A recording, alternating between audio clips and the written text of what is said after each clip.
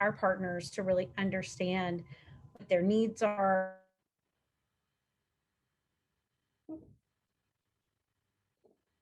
so that when we can really identify what are the right channels, um,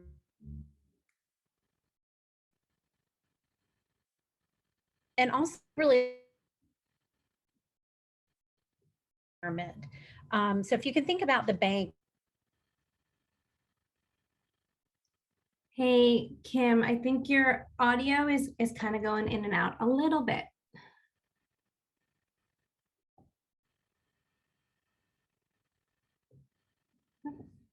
She's frozen.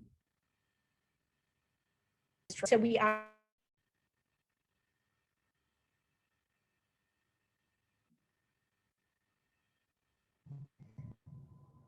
Sorry. I hope that doesn't happen again. It always happens to me. I don't mean to laugh. I'm just glad it's happening to somebody else. You did go in and out a bit. We'll see. Hopefully it's sorry better. about that. So we also look at like message relevancy and environment, right? So just understanding many business lines that we have, and for a product which might seem really simple like credit card, you can actually change your category to get more points and rewards for gas or grocery or online shopping or whatever. So we want to make sure that we're putting the right message. We want to put the gas message at the gas station. We want to put grocery in your grocery, because it's not just about, for us, selling a product, but it's also about being top of mind and driving usage. We want people to pull. And so for us, it's really context and audience mindset. And so what of media strategy and investment, but it's so much bigger than that. It goes from really audience insights, understanding your consumer, and then really understanding what environment you're going to deliver your message in. Yeah, it's such a holistic approach. I mean, when you think about it, right? Engagement, environments, consumers, and it goes beyond just media, right? It's creative, it's the brands, it's the communities, it's the people. So of course that's the approach. So you've been leading media strategy at Bank of America in various iterations for, dare I say, like over 15 years. I think it might be even more. And you've obviously seen a lot of evolution in the way people go about this, and at the bank in general, as far as media strategy and buying. Is there, it's kind of like a loaded question because it's sort of two-parted. Like, what have you seen as part of like the main the main point of this evolution? Has COVID and the pandemic sort of pushed this faster? Obviously, we know it has. But what was the evolution that was probably even starting 3 to 5 years ago and then accelerated by the last 18 months or so?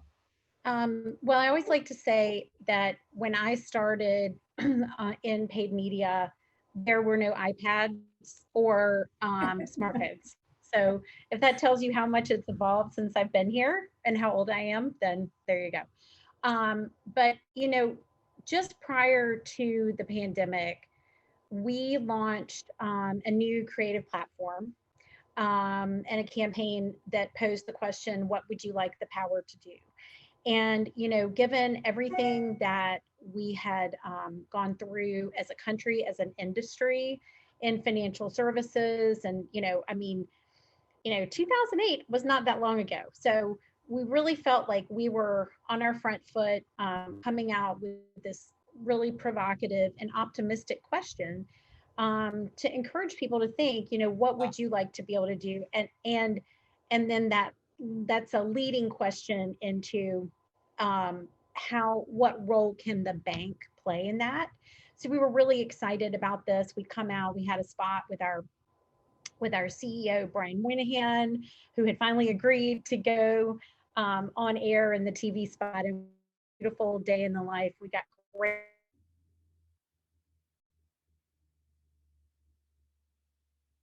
And when you're dealing with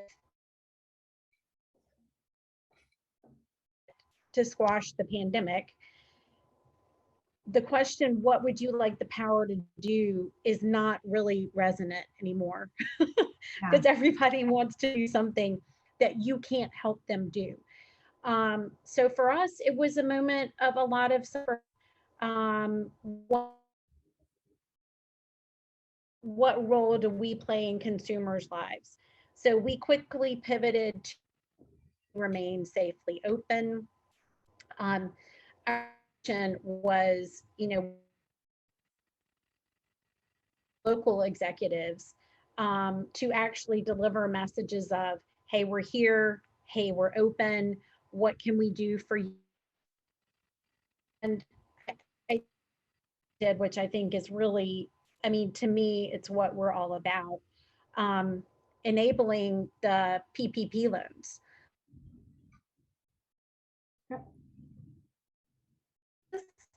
I lost your video, and now I think I lost your audio. Shoot.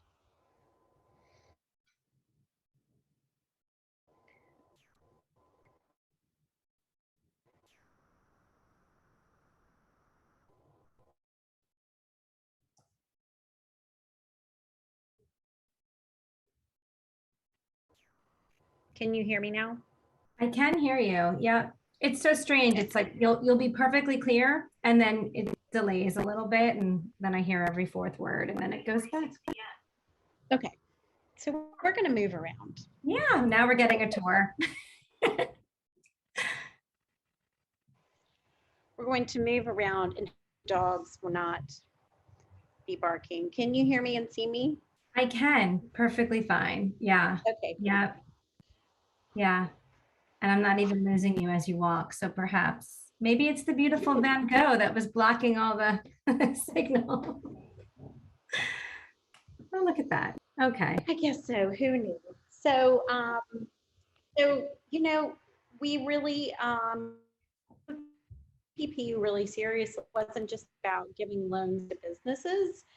It was about giving loans to businesses so that they could pay their employees. Yeah. Right? So that people would continue to have a paycheck. And so at any given point during the pandemic, 25% staffing says the bank did that. I mean, I think that's something that's unique to us is we really are we are a team of media specialists, but what we do also is we serve our customers, and it's kind of like whatever it takes to do that. The other thing that happened during COVID was, and this will come as no surprise to anyone, but digital adoption went through the roof. There are always those late adopters who, they're not comfortable or going to the ATM and depositing cash or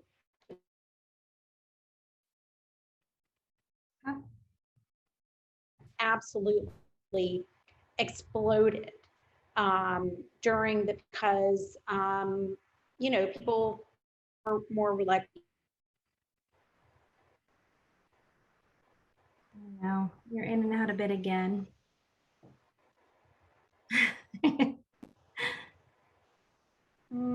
Okay. I'm catching most of it. Well, I'm sorry. It's not a good experience though for people on the line if we can't. They're asking me to dial in from my phone. Oh, okay. So let me try that. Let's try it. When Kim and I spoke earlier in the week, you were actually in the office, right? You're in most days now, you had said before. No, I was here. Oh, you were? Okay. I think, because I can't Zoom in my office. I have right. to. Yes. Yeah. You have to use all the WebEx or whatever. Okay, we'll give you a few minutes to get back online. We'll see if that works for you. Followed by pound.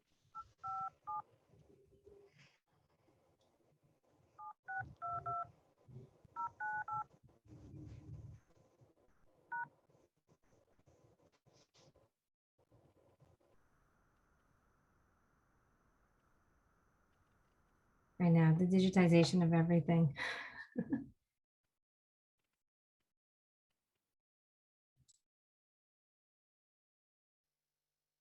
Okay. Is that better?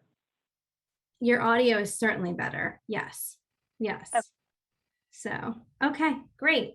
So I think the last things that we sort of heard were mostly along the lines that it sort of accelerated the digitization of the bank, you know, and what you guys mean to the customers first, and being there for your customers.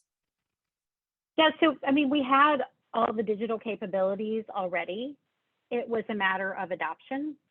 And people were more excited and more willing to adopt features in mobile banking and digital that they maybe hadn't been as interested in before, just because there's always late adopters. There are people who are a little reluctant. But we've got such great tools in digital and in mobile that once people use them, they're really excited about, like, once they try them, there's just really huge satisfaction there, which is also a big benefit for us. Most of our messaging, though, also during the pandemic, like I said, we had our execs on the radio, a lot of local messaging, because a lot of what we felt was important to deliver is, we're here for you, you're open, we're supporting our communities. We were giving out masks.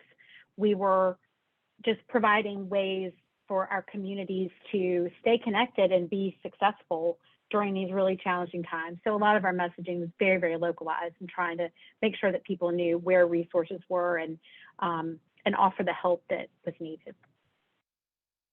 I remember speaking to some folks on the teams, and they were sort of saying that the goal was to try to even get some of the local bank presidents to sort of speak and be the local voice in the area. So as you say that, it kind of warms my heart to sort of hear how that was part of the larger plan to really have outreach to communities when they needed it most, from their trusted bank right there, you know, whether it be on Main Street, however they want to bank.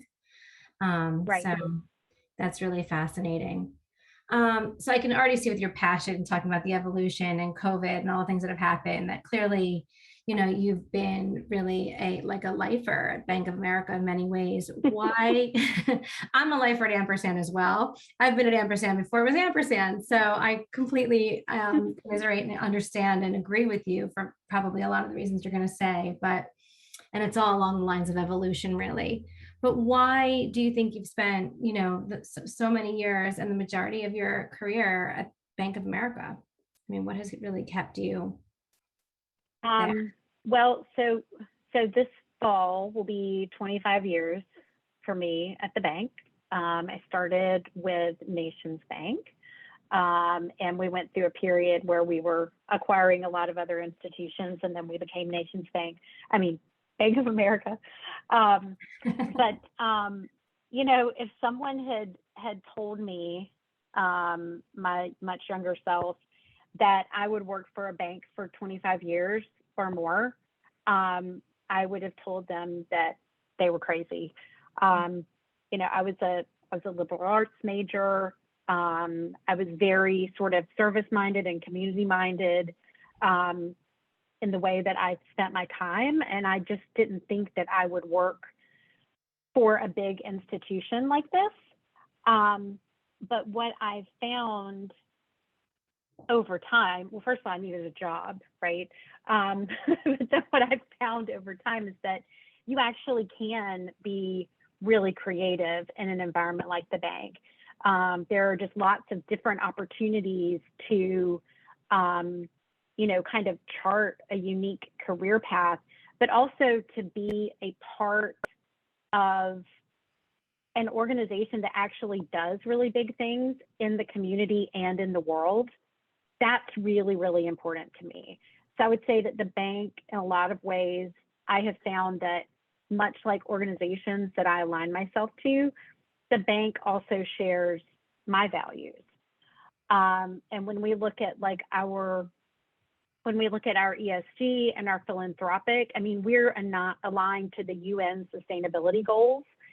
And if you think about like what you can do as a person, like you can do really good things in your community as a person, but anytime that you partner with an organization, even if it's a small organization, you can do so much more as a group and through those relationships. And that's something that, I really appreciate about the company. I've also found that, just the people too. I've learned something from every person I've worked for. I probably learned the most from the really 2 or 3 crap managers who were just terrible. You learn what not to be, right? In those moments. But, one of my first clients at the bank is still a good friend. The bank has also been, I've experienced myself and I've observed with others, the bank doesn't just support customers through hard times, actually support our associates through those times too. And so, at this point in my career and in my life, I can't imagine being anywhere else. It's been a great experience. That's great. It is nice to hear, but what drives you really is the same thing that it really is so important to the bank. So you mentioned ESG. Could you tell us a little bit more about what that stands for? Environmental, social, governance, I think it was. Governance. Mm-hmm. And everything that the bank does with regard to like corporate responsibility and some of those wonderful initiatives, because it does seem like it's so close to how they even approach their media with regard to brand safety and how they even go about supporting D&I initiatives, and this can go far and wide. So I'm sure that's so close to your heart. I would love to hear how that then relates back to media buying and sort of what you do day to day. Yeah. So this is going to sound a little nerdy, but a few years ago we shifted from, because it was corporate social responsibility, so it was CSR, which is super easy and flowed right off the tongue.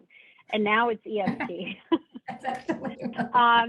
And I think if I could just describe what the change is, so it's environmental, social governance. So it's not just about, I think CSR kind of felt like just philanthropy, right?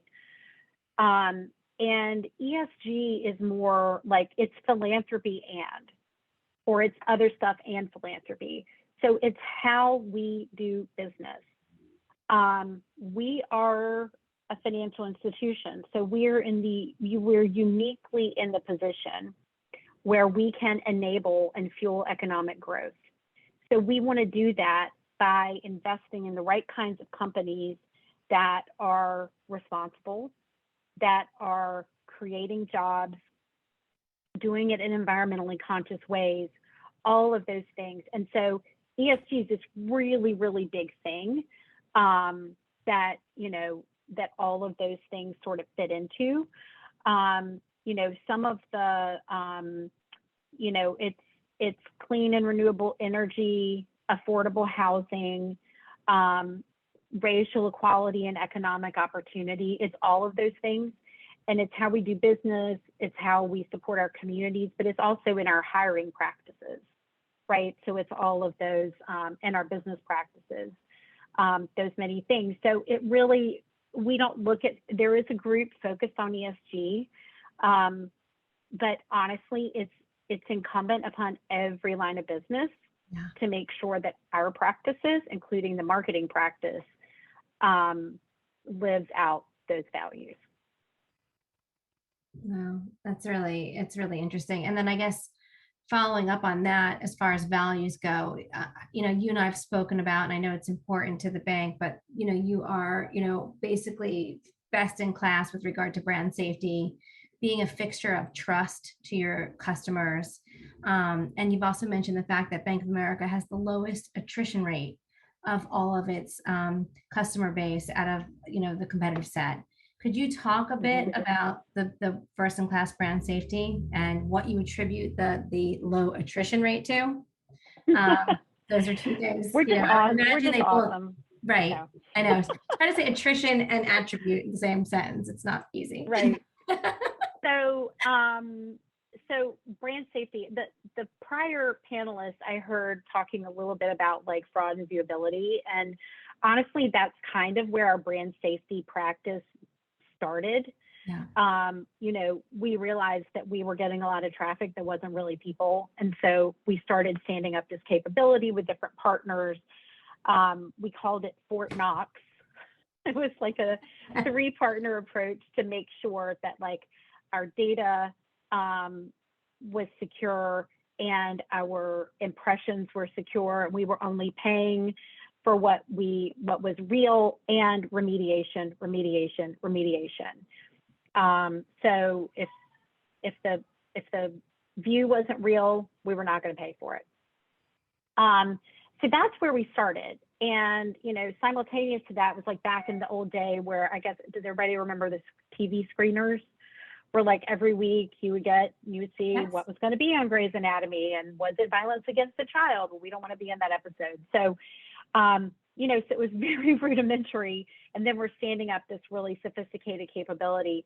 And you know, there was a time when that was enough, but now there's just so much digital and video content. So we've taken it a step farther or further to make sure, because there's so many places to get your brand right, but now there are equally as many to get it wrong, right? And you don't want to have that negative experience of being up against that wrong content. News we consider to be a really important environment. And in the last couple of years, as we've all seen the numbers, I mean, people are watching cable news like crazy, but it's an important environment to reach your consumer, but at the same time, not all those environments are right for you know, a serious brand. And so we stood up a capability, which I'm so proud of, with a trusted news marketplace, where we identified and we continue to monitor and reevaluate constantly what environments are actually news. A lot of places call themselves news, but there's a lot of opinion, even entertainment. Can you hear my daughter singing? No. Oh, never mind. She's loud to me. So, you know, we just want to stay out of environments that are really divisive. And these tools have allowed us to do that. They've allowed us to feel confident that, you know, and it's not just at a sort of a publisher level, it's even down at a programming level. What are the environments where we can see our brand and we feel confident that the content is going to be the right place where we would want to have ourselves seen. So it's an evolution. We're constantly improving that and expanding it to make sure that we're providing those brand safe environments for our message. Wow. And it's just basically this ongoing task force that really kind of digs in and makes sure that the environment is something that you would be willing to be aligned with. That's interesting. And there's imagine automation. it's a massive undertaking. Yeah, I mean, there's automation, but there's also a lot of hands-on people involvement, you know, because not everything, you know, a spreadsheet can't tell you everything. So no, not at all. I'm going to pivot a little bit to basically when you're thinking about media, what your business goals are and what your marketing goals when you're going to plan, like, you know, maybe perhaps you're planning for 2022. What are some of your main business goals in your media buying plans? And how would you define your main media KPIs? You know, it really varies. We kind of, our team covers everything from big, you know, consumer bank businesses like credit card, which is, you know, obviously focused on driving, you know, awareness of the features and usage, adoption, purchase, all of that, to we support global businesses. And we do out of US programs where we're trying to increase the visibility of the brand. So for us, you know, it's everything from attitudinal metrics to unit sales and engagement. It just really like, and that's what makes it, that's one of the things too that just like keeps it fun and engaging, because you might not think that Bank of America needs more awareness, But certain products need more awareness. But, you know, I think that moreover for a brand like ours, you know, everybody needs banking services of some sort, right? And those needs kind of range from the ultra complex to pretty simple, right? Depending on what your life stage is. We need to be that top of mind in the moment, because there's only a finite number of moments where you have a financial need. But when that moment happens, we want you to be thinking about us. And so that is, I would say that, you know, despite whether the KPI is unit sales, this, that, almost always we are looking for, I want to increase awareness and I want to improve how you think about me as a brand. Because we also know that the more favorably you think of us, the more business you do with us. And to your question before that I didn't get to, the more likely you are to be retained, right? So happy equals retention. And we've been on a, you know, probably a 10-year journey. This is not a KPI, but our overall goal has been deepen the relationships you have. If you get a new customer, great, but what we really want to do is serve the full needs of the customers we have today. And you do that through good service, increasing favorability with the people you have, so that when there's a need, you are top of mind and they come to you. But then the products and services need to be great. And I think that that's what we have. So we're always like looking at what we offer and making sure it's best in class. We have the #1 mobile platform. That's not by accident. We work really hard at that, and to continue to improve it. And also I think that, you know, what we were talking about before with ESG, we do these things because they're right, but also we get, I think, credit for having the kind of values that consumers appreciate, and that they want to see the companies that they do business with share with them. Yeah, it makes a lot of sense. That was a lot. No, well, I deserve that because I keep asking you these like 2-tiered questions. So it's really great. But that is really wonderful, because when you think about a banking institution and the fact that that relationship is built on trust, right? And where does the trust come from? The trust comes from the value system. And it does come down to, okay, it's your trusted bank. I love Erica. I'm a Bank of America customer myself, right? But it's always good Thank you. Yeah, sure. It's always good to know all of the products and services, so that that your current customers are aware of what's out there, and to engage with them in a way that they are not only becoming aware, but they also understand in the what the product is, so that, you know, best in class, or making sure things are clear and that it's at the right time and in the right place, is complex. And there's always new products and services being launched, right? So it is probably a full-time sort of effort to really be messaging to your current customer base. And it's probably difficult to, and a different tactic at times, to think about those who aren't current customers. So it's really, really interesting. That leads to my next question. I'm only going to ask you one at a time, but this one's about audiences. And when you go to think about media, do you plan based on audiences? We do. We plan at the audience level. It's, you know, I think it's probably, well, I don't know. I haven't been in another industry, so I can't say it's more challenging, but we do have some unique challenges, just with, we're highly regulated. And so what can go into an audience definition for us is really unique. So our audience definition goes more to needs.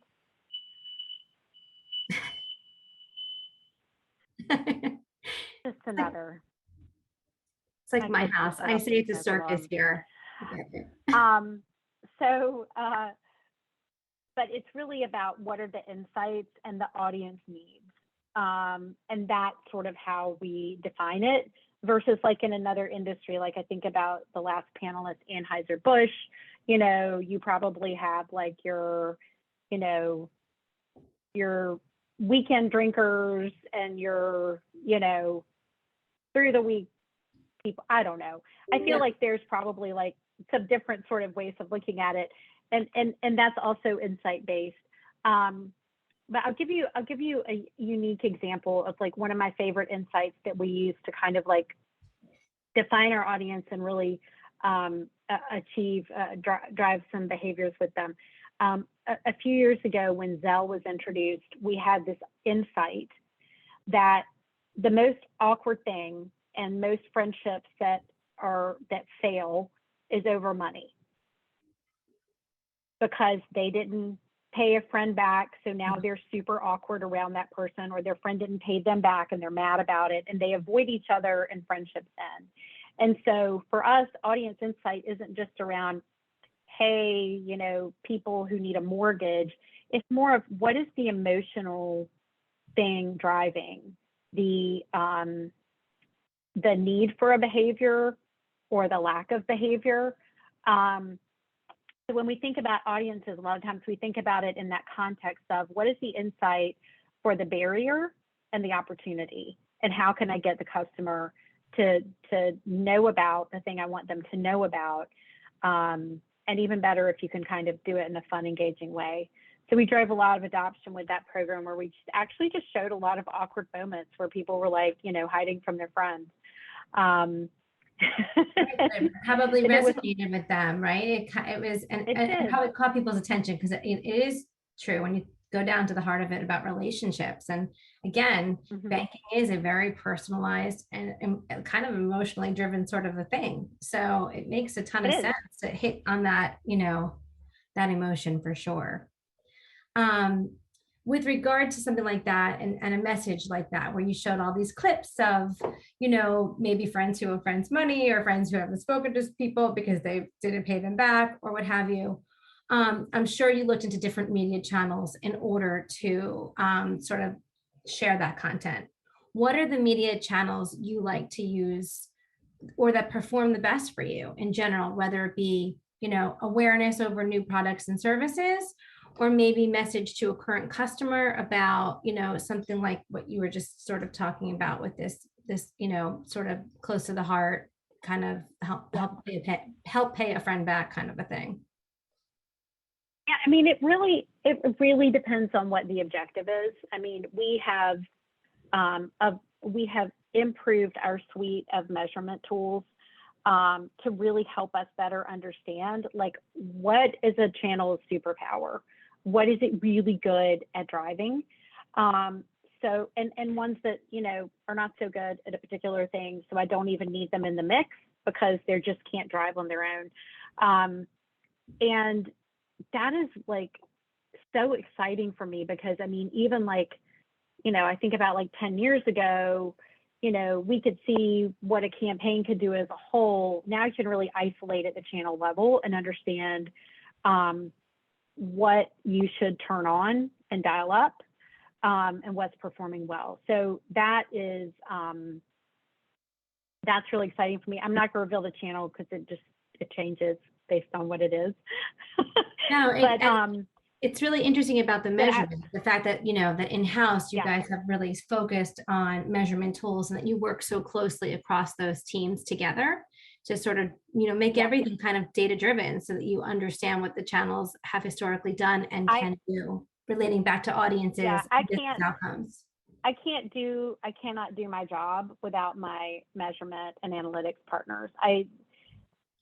Aside from my own team and my media team at Group Connect, I spend the most time with my analytics partners of anyone else in and outside the bank, because they help inform us and help us make really good decisions. And honestly, I feel like sometimes it's almost like a united front for like, hey, business, here's what we need to do.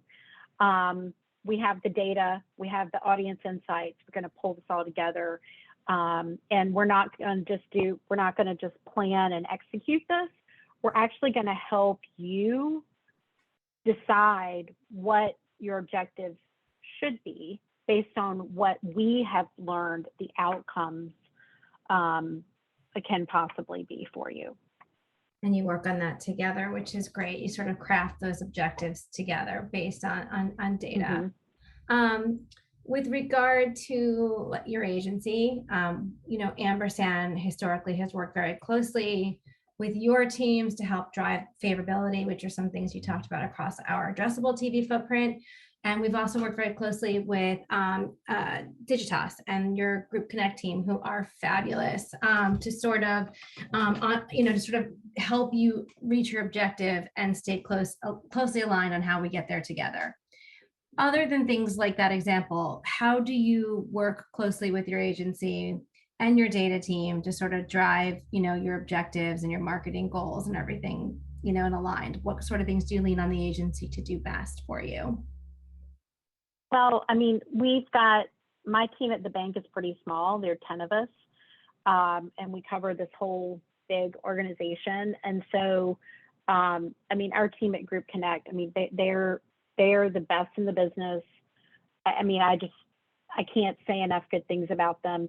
If somebody ever comes in and they're like, your agency, I'm like, that's my family. They'll be talking about my family. And we really do, we view ourselves as one team. And I really have, I try to encourage that across my team. And in my relationships with the Group Connect team, and then all of us to really, it's not an us and them, it's only an us.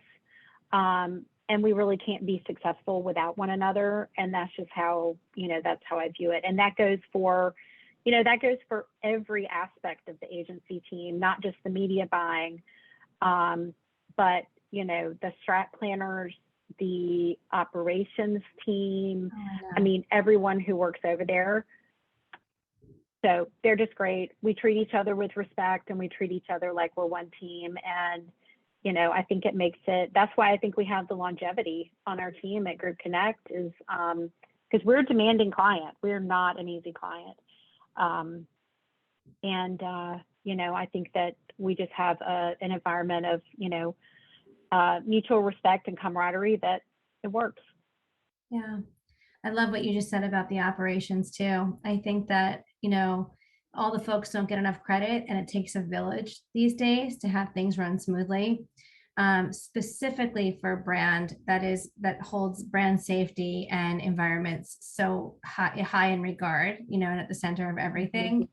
So I would imagine that you are a demanding client, but that the fact that your goals are aligned and that there's great communication, I'm sure that makes for a wonderful team across the board.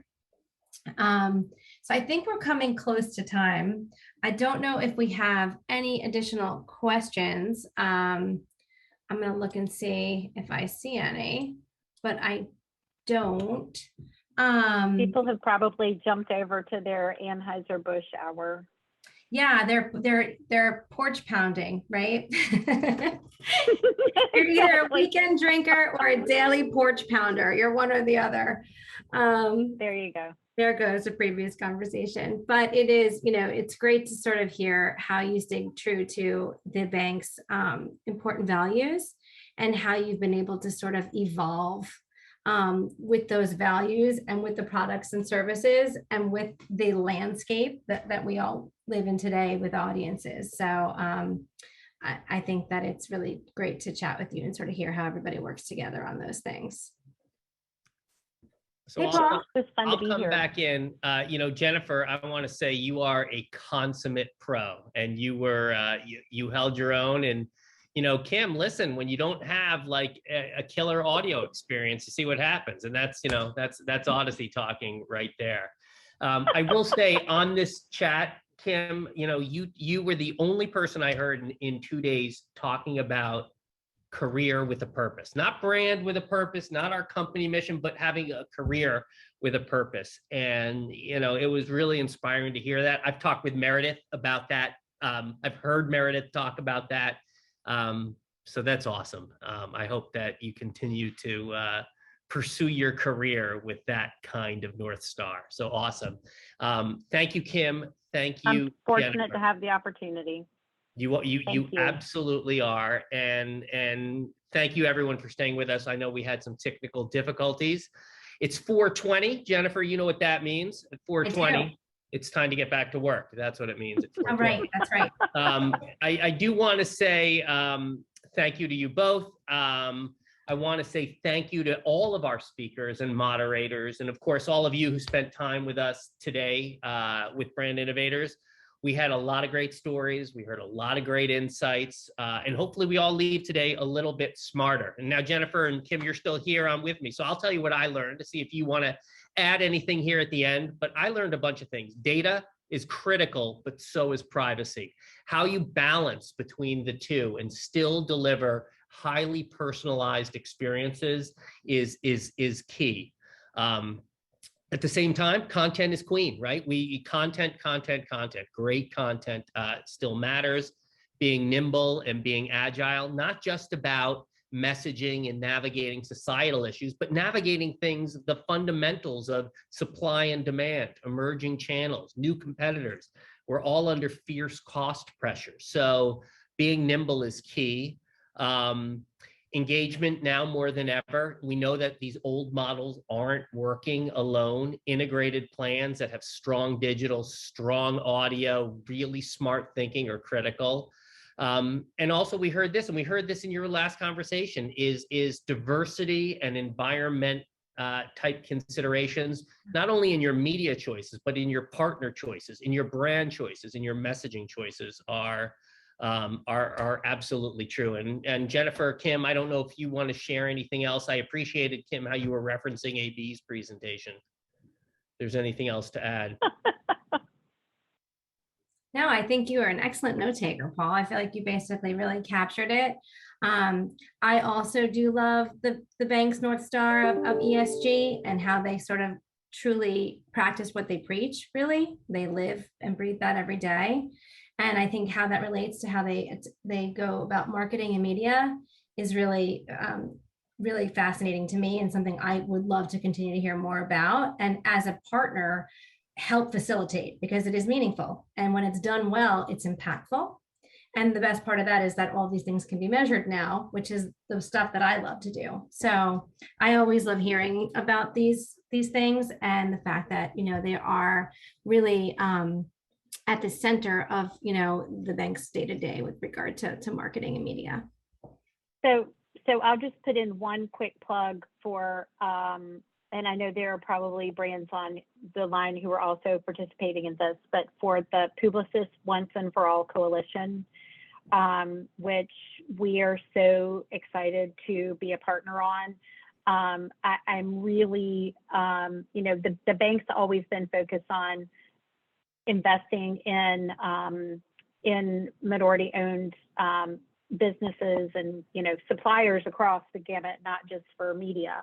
But we are super excited to be a part of the coalition, because it's not just about putting money in the hands of minority creators. It's about really changing the system, right?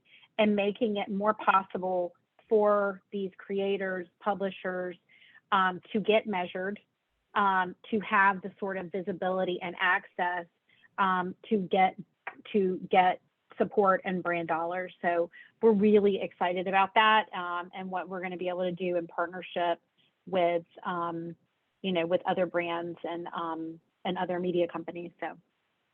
It's awesome. I mean, you're setting the pace for the rest of us. So that is awesome. So thank you.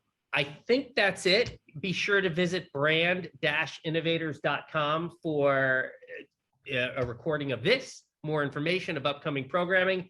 Jennifer, Kim, everybody, thank you. Thank you, Brand Innovators, for letting me be part of the day. And I hope everybody has a wonderful, wonderful rest of their Tuesday. Thank you. Thank you. Great. Thanks, Paul.